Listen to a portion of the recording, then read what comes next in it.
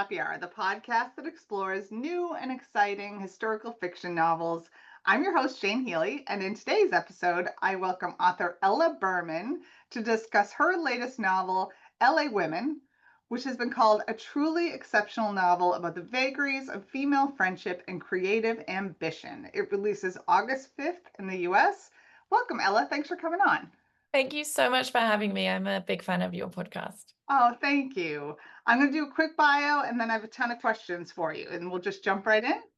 Sounds good. All right. Ella Berman grew up in both Los Angeles and London, where she studied psychology before working at Sony Music. Her debut novel, The Comeback, was selected as a Read with Jenna book club pick, and her follow-up, Before We Were Innocent, was a Reese's book club pick. Amazing. Raised by two former hippies on the music and art of the 1960s and 70s, she lives in London with her husband, their senior dog, and their daughter. Again, welcome. Thanks for doing this. Again, thank you for having me.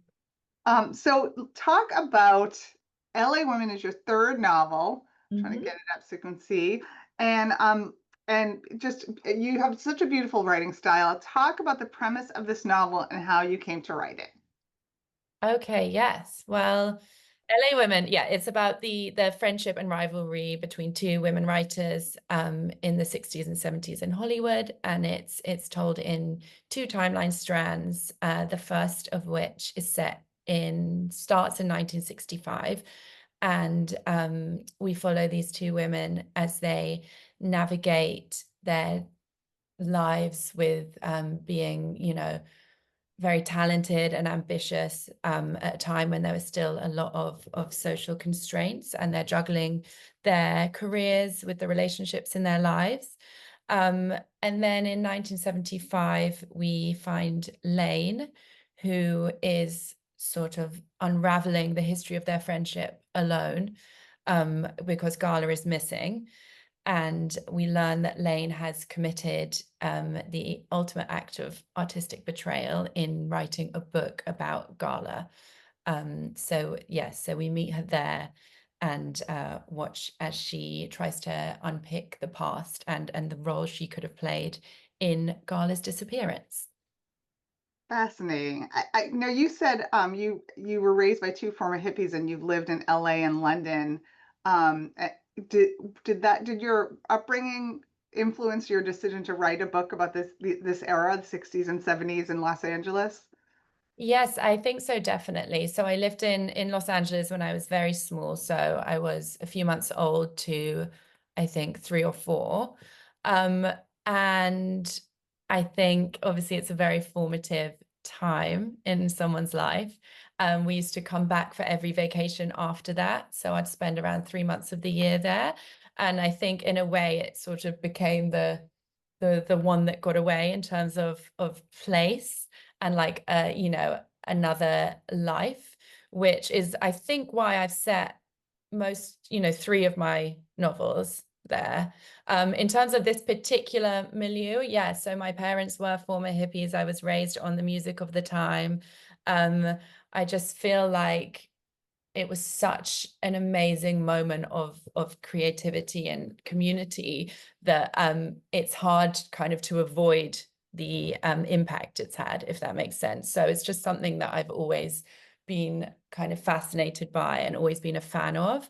And I've always known that I wanted to write a story set there, set within that, setting and time period. But it was just a question of finding the right story. And I think I started researching, Laurel Canyon in particular in 2000, I think it was 2018. And since then, I've just been sort of lying in wait for the little spark of something extra to come to me yeah, to kind of hang the story on, if that makes sense. But yeah, it's just such a kind of rich and vibrant setting in terms of I don't know, like, yeah, creative output, but also the landscape. And I think the thing with Los Angeles is that it's so good at like preserving its history, if that makes sense. So so many of the same restaurants and bars and venues and they're almost untouched. So you can go and have a, similar experience as if you were in the 60s, even the 50s in some places. So I think that has just been, in terms of research. And also I grew up going to a lot of those restaurants as well. So I think they were just sort of ingrained in me. Yeah, so it was just a question of waiting for the right spark to come along, which eventually did in the form of my family friend. So my dad had a friend called Pat, who was I think she was nearing her 90s. She sadly passed away at the end of 2023. And she'd lived in Hollywood since the late 50s, so nearly a Los Angeles native.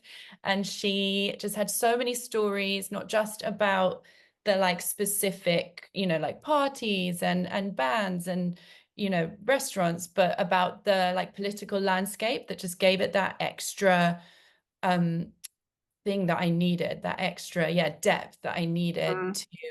to kind of start this story, if that makes sense. And then I read a alleged quote from Carole King to Joni Mitchell. She said, she said to her, "You don't like yourself. I can tell. I like myself." And that was the difference between the two of them. And I just found that just so fascinating. First of all, that, anyone can so boldly like themselves, but also that it was still just a real time of such scarcity, like for women in particular. And I just wondered what that would do to like two women who were so different, starting from such different places on something as basic as that, and how that would impact their careers and their relationships and just the choices they made from there.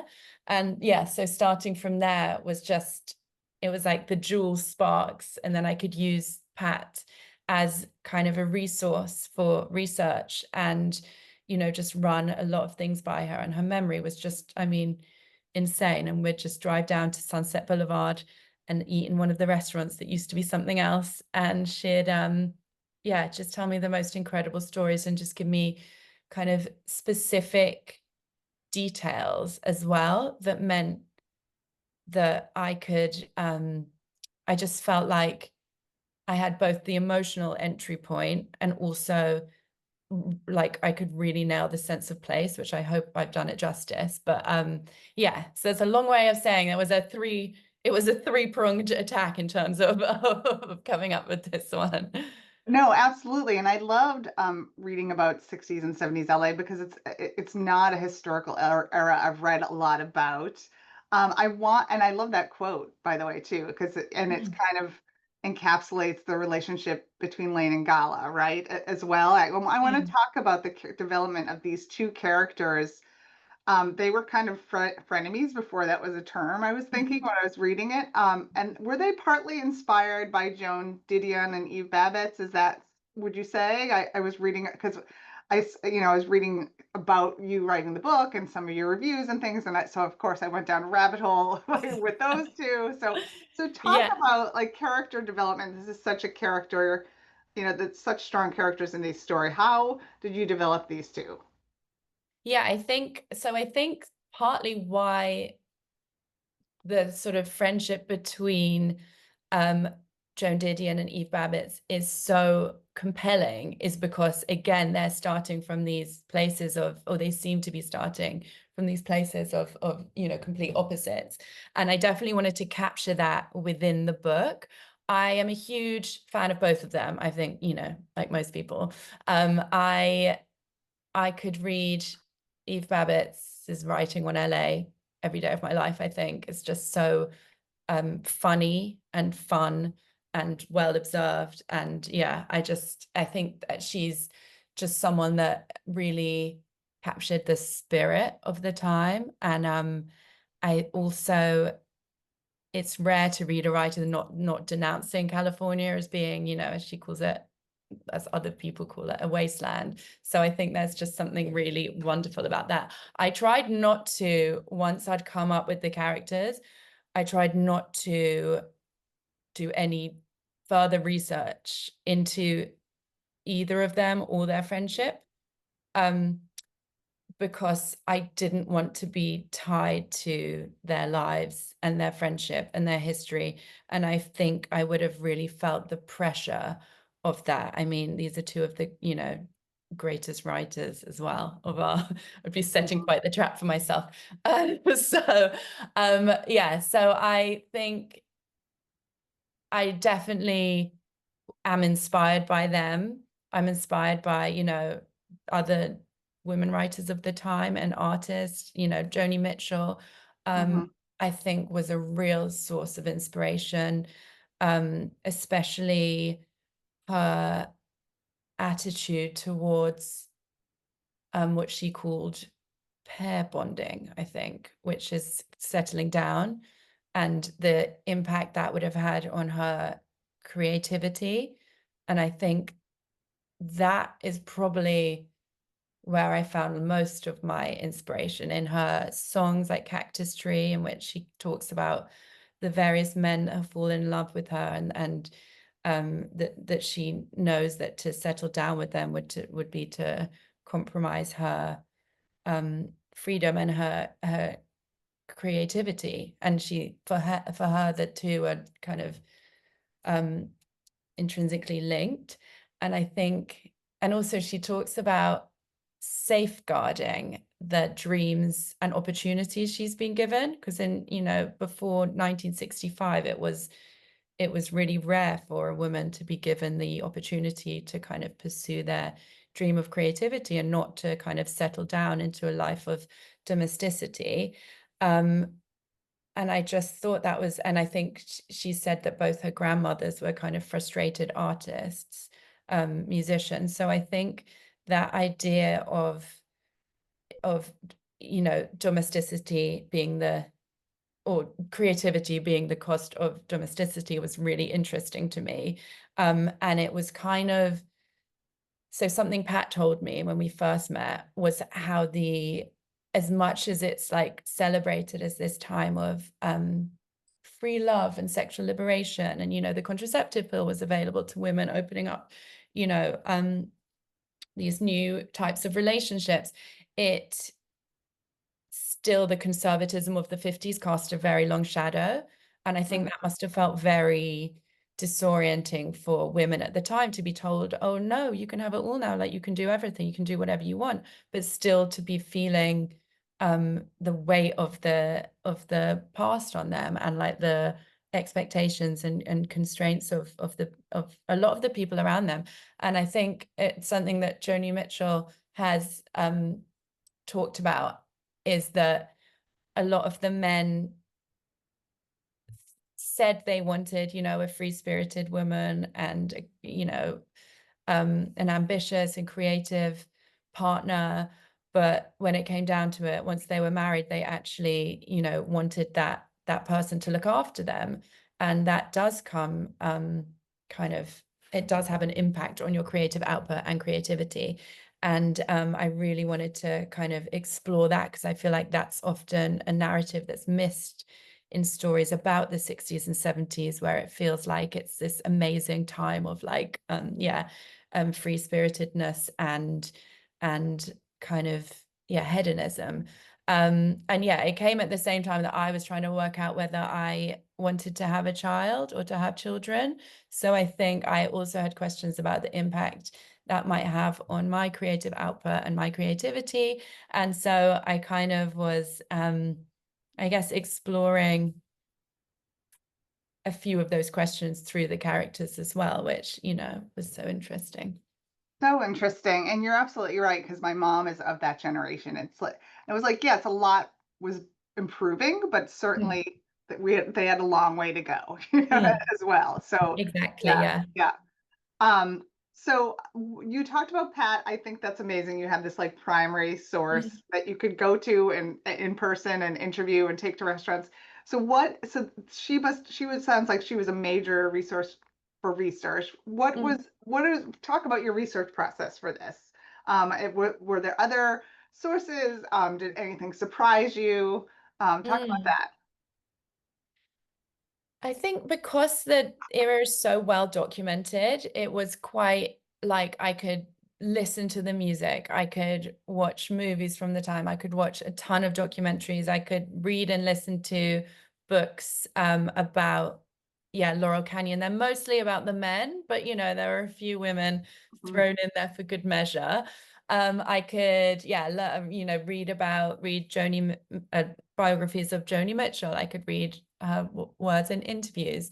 I was in LA a lot researching. I just walk around the streets. You can still see so many things, like eat at Musso and Frank, eat at Dantana's, go to the Troubadour, like all these places that I knew would be in the book. I could just go and almost experience them as they were. They're basically untouched. I did a lot of walking around, Hollywood, the Hollywood Hills, the roads off Laurel Canyon, absolutely perilous on foot, but a lot of the houses are just unchanged. I looked into uh like the architecture of the time. I went to visit a lot of the mid-century homes that I already knew and loved. And I just think, it's like kind of a perfect time capsule of this time, um, which is, incredible to be able to do that. Um, I'm trying to think what else. I guess Pat was my first person source. I'd email her questions and she'd come back straight away with just, I mean, honestly, reams of just honestly, it like blew me away, like memories. Um, what else did I do? Yeah, I think that's mostly, just a lot of listening to music. Yeah, asking my parents for anything they could remember. My mum had these 60s magazines. What are they called? Nova, I want to say. I can't remember what they're called, but with all the like fashion of the time. So I was like, had those all around as I was writing. And I think it's just such a I just really wanted to capture the like spirit of the time. And I think because so much of the um creativity is still, and like the songs and music and art is still celebrated today, it was actually like not hard to do that. Yeah, absolutely. I mean, I feel like the 60s especially has like musically, creatively has such an impact on Mm. now. Like my daughters listens to, to the Beatles and to Joni Mitchell, and yet now I have to go listen to Cactus Tree because I don't remember that song, and I'm like, oh, I got to go back on Spotify. Yeah. But yeah, it still echoes so much. And so I want to talk about structure because I'm always interested in how authors choose structure. Like you said, this is a dual timeline. Now being 1975, then being 1965. Was this how you plan to structure the story from the start? Yes, I knew I wanted to. I had the opening chapter where Lane learns that Gala is missing at one of the parties she's been throwing for years and has grown slightly jaded by. I knew that I wanted to open with that, and that we'd then go back and kind of to the start of their friendship and Lane's kind of life in Los Angeles. I did say after my second book that I would not be writing a dual timeline ever again, but I somehow ended up doing it. It's clearly my favorite format. I think this time what I did differently was around halfway through, I just wrote, which I'm sure a lot of people do, um what's the word, by naturally. I wrote the past storyline in one go and then the present storyline in one go, and then made them work, whereas before I had literally been writing them as they appear in the book. And I think the present storylines in the 1975 was, I think you could feel that it was that I was kind of rushing through it to get to the past, I if that see. makes sense. And Yeah, yeah. I was feeling a little bit. So instead, I tried to make that like an exciting and kind of eventful storyline in its own right. So if that had Hmm. been like a novella, um, Hmm. and I think that hopefully has made it, a little more compelling. But I definitely did. I had the fear that readers would prefer the past to the present, which is 1975. But I hope I dealt with that. Oh, absolutely. I want to talk about the idea of artistic betrayal and how Lane writes a novel based on Gala's life.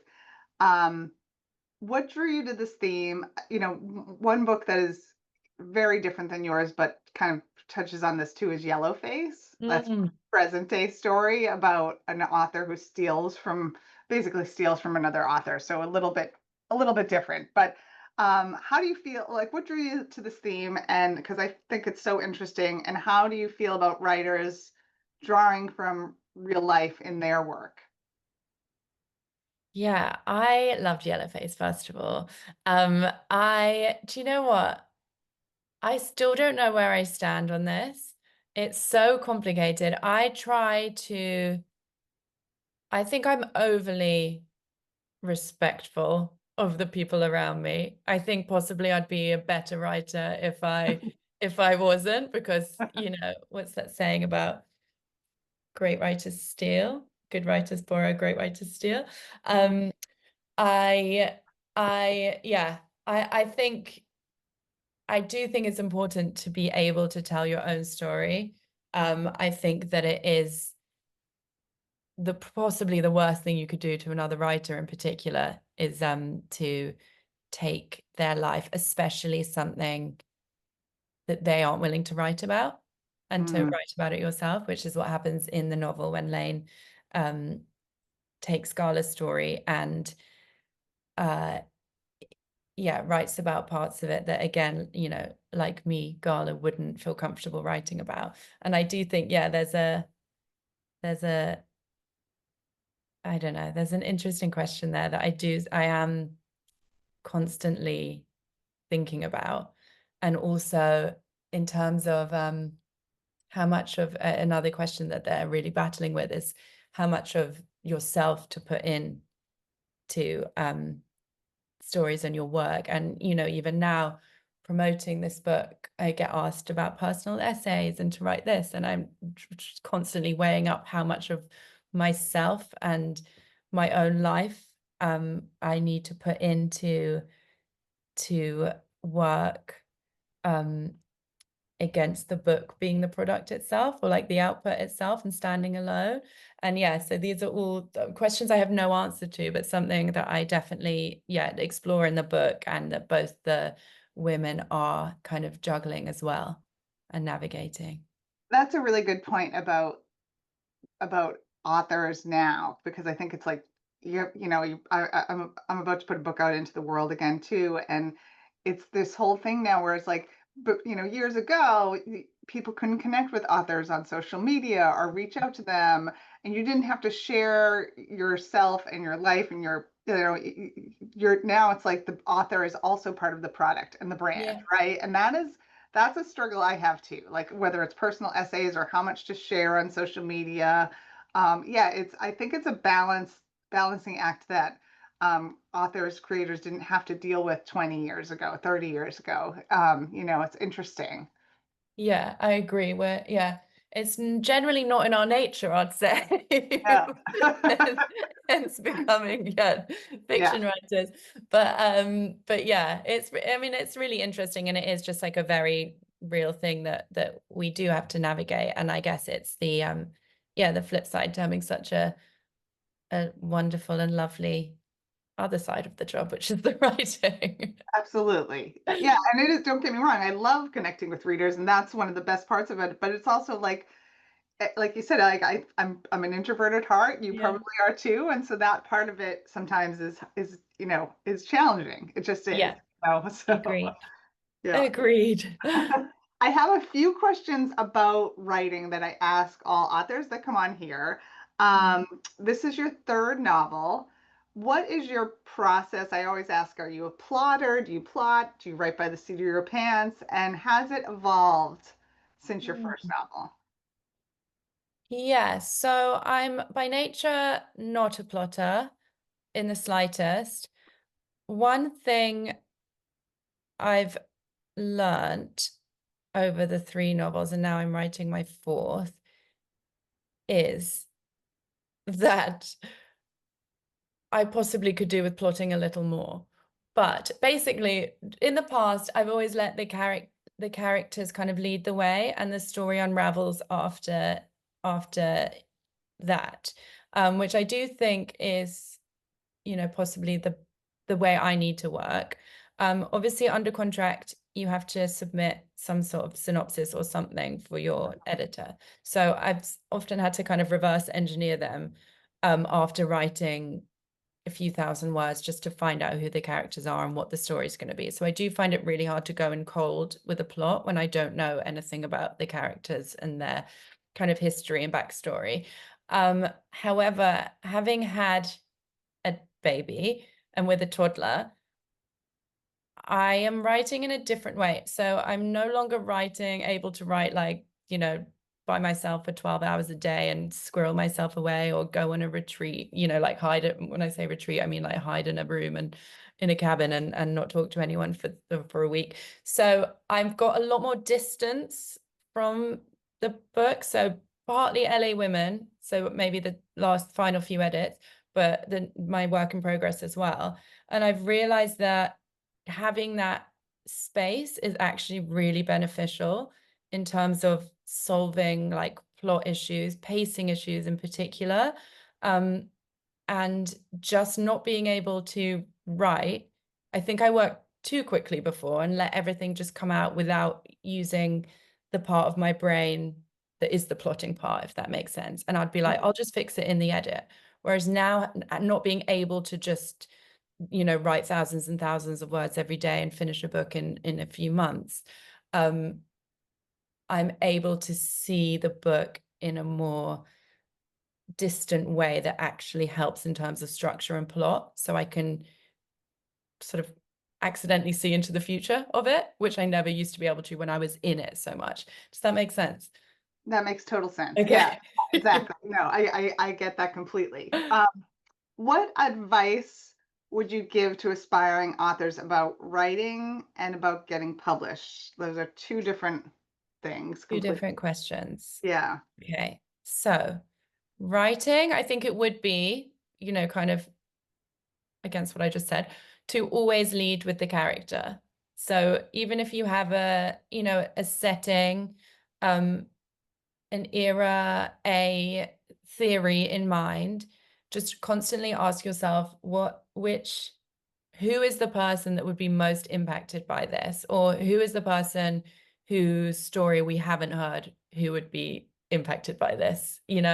And I think that is kind of the way to kind of give that emotional depth to a story and also for the plot to come organically from that, if that makes sense.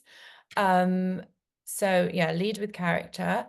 And then my publishing advice, I would say, is I guess to learn to see rejection as a value, as a something that is going to help you and like something that's going to spur you on, possibly give you something constructive to hold on to, but it's something that's ultimately going to make you stronger because you do get a lot of rejection throughout the process. And then also that comparison is the thief of joy because it truly is, and that there's always someone doing something else and and something better. And however good you are or successful you are, you could always be more successful or better, and you will never be happy that way. So you've got to find the internal validation, which I'm still hunting for, but I think it's there somewhere. I'm aware of the journey now. Aren't we all hunting for that? No, Yeah. and that is such a good. I say that to myself all the time. Like comparison Mm, is the thief of joy, and also about the rejection. I was just thinking, like authors have on here haven't talked about that enough. I think like ultimately, it's every author has dealt with some level of rejection. It doesn't matter, even the J.K. Rowlings of the world have dealt with rejection, and it does. You have to develop that thicker skin at some point and understand that it makes you stronger as a writer and as a creator and a professional too, because that's part of the deal too. Like sometimes your editors are gonna throw up on something, some aspect of what you wrote, and you have to Yeah. just be like, okay, this is going to make it better. This is fine. Yeah, so true. Exactly. Yeah, exactly. Yeah. And it makes you realize how much you want it as well. Because you'd Yes. think, so I wrote a first novel that never, it didn't get an agent. And I thought, obviously, I will never do this again. This is insane. I've just spent, a year doing this. And then 2 weeks later, I was like, oh, I've just had another idea. And I just couldn't believe like the resilience you have to do it. It's an amazing lesson. And yeah, very, it's character building. So. It is. It's character building. I think too. I have a second novel that will never see the light of day. My first one I went back to though, and I finally got a publisher for that one. But yeah, everyone I think has at least half a manuscript, full manuscript in their drawer. A few Yeah, ghost manuscripts. Yeah. exactly, exactly. So when you are on deadline for a novel and that you have kids, what is your writing routine like? And do you have like a certain place you go or certain hours now, or like what's your process in that way? It's honestly just every second I get now, and I can't be precious anymore. I used to need, to be in a certain place. I needed like a certain level of daylight, like whatever it was. Whereas now I'm like, all right, I just have to start. So as soon as I sit down, I open my laptop and I just start, which, would not be me before. I'd be procrastinating around the house, or I'd do a little tweak of what I did the day before. Whereas now it's like, get into it. I do, I do sometimes if I'm, not feeling in the mood, I will ease myself in by editing a few pages from the day before, and then I get back into the kind of flow of it. Um, but yeah, it's just sort of, I'm time poor at the moment, so any second I have, I just have to be writing. Um, yeah, so sorry that No, no, I get that. That's wasn't totally, yeah. inspiring. Yeah, no, no, not at all. Because yeah, I found my girls are a little older now, but like it was always like school hours. Like this is the time I have. They're in school. Yeah. When they get home, it's like all bets are off. So I just gotta like crunch when they're there. And it kind of forced me to be more productive on the days I didn't feel like it. Where you're like, Yeah, oh, I yeah, completely agree. Yeah, yeah, it really focuses you. I definitely had to, arguably too much time before. So hmm yeah. So there you go. Yeah, yeah. silver lining. Are you ready to share what you're working on next? Um, yes, so That's okay if you're not. Right. it's set in London, which I'm very excited about. It's my first book that is, yeah, set in my hometown and where I live. So um and it's a love story set in the 24 hours leading up to uh one of the people getting married. Oh, I love it. Yeah. And I Um, dual when timeline again. So oh, you're doing that again. yeah, Good. Brave. I can't keep away. And how can readers best keep in touch with you? Mm, I think probably on Instagram. Okay. I do have a Substack, but I wish I love it when I remember to do it, but I just don't do it enough. Um, yeah, so I think probably Instagram. I'm like quite active, and yeah, I love hearing from readers and kind of seeing all the photos. So Excellent. So thank you so much. This was delightful. I love talking to you, Ella. Thank you for coming on. I know we're in different time zones and everything, so I appreciate it with your kids and deadline and all that. Um, thank you so much for having me. This has been so fun. So fun. Thank you. And congratulations on your latest. Again, it's LA Women and it comes out August 5th. Look at this beautiful cover. In the US. I'm trying to do a bunch of episodes, as I was telling Ella, this month recording so I can put them out in the next couple months because I'm taking off time to launch my own book, The Women of Arlington Hall, which comes out on August 1st. That's a wrap on Historical Happy Hour. Thank you again, and best of luck with your beautiful new novel. Thank you, and the same to you. Take care, Ella. Have a great day.